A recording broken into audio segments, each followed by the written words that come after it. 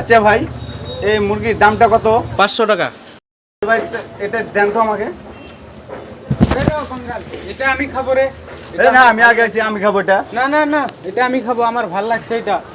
আমি আগে আছি, এটা আমি খাবো। আচ্ছা তুই যদি এটার থোড়া খাস, আমি তাহলে তোর থোড়া খাবো। তুই যদি কলজামাইটা খাস, তাহলে তোর আমি কলজামাইটা খাবো। এখন যদি তোর পোষায় তুই খা, কোনটা করবি? না এটা আমি খাবোই।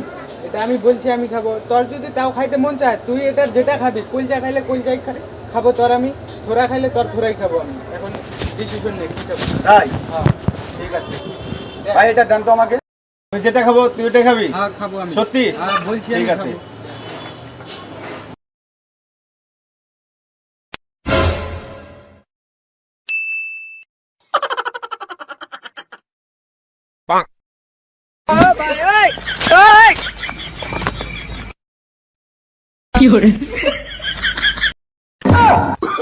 তুই খা।